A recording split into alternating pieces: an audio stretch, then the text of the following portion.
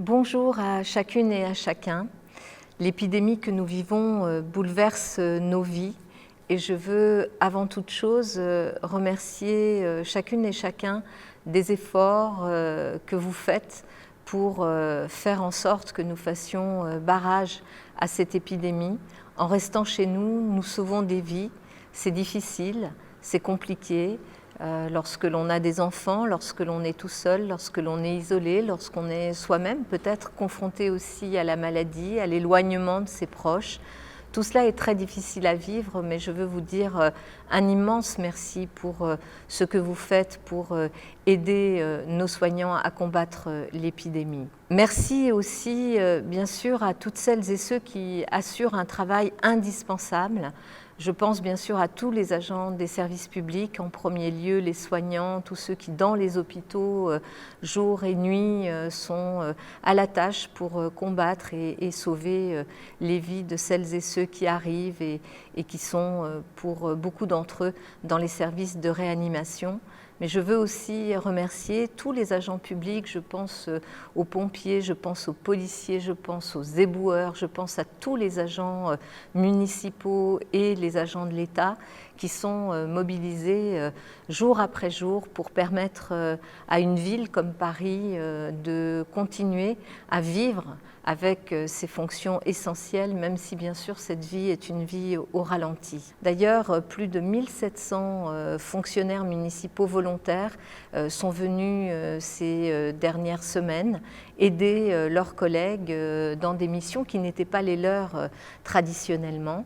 Et par exemple, puisque c'est un des sujets importants sur lesquels nous sommes en train de travailler aujourd'hui, nous avons des volontaires en nombre qui sont venus renforcer les équipes dans nos EHPAD. Nos EHPAD, ce sont les établissements dans lesquels nous accueillons les personnes âgées, nos aînés, qui sont parfois en situation de dépendance. Et beaucoup de fonctionnaires sont venus renforcer les équipes déjà en place.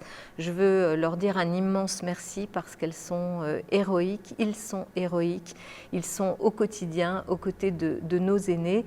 Nous prenons soin d'eux, nous essayons de faire en sorte que le virus ne rentre pas ou ne se propage pas évidemment dans ces établissements où les personnes âgées sont particulièrement fragiles. Et je veux remercier aussi toutes les initiatives qui sont en train de se multiplier, qui sont des initiatives pour rompre l'isolement.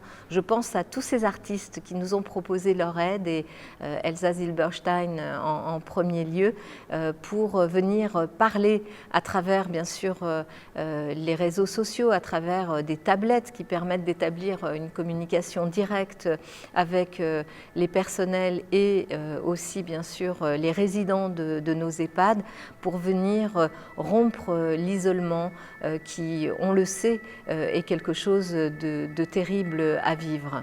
Je veux vous souhaiter bien sûr beaucoup de courage, de prendre soin de vous, de prendre soin de vos proches, de ne pas hésiter à nous faire passer à travers le site et le 3975 si vous avez connaissance autour de vous de situations particulièrement difficiles ou d'isolement pour que nous puissions entrer en contact avec ces personnes. Et je vous souhaite vraiment beaucoup de courage et je vous remercie encore pour tous les efforts, toute la créativité, toute l'énergie et toute la solidarité dont vous faites preuve. Nous sommes là et ensemble, nous pourrons construire cette vie d'après le confinement que nous attendons tous avec impatience. Merci.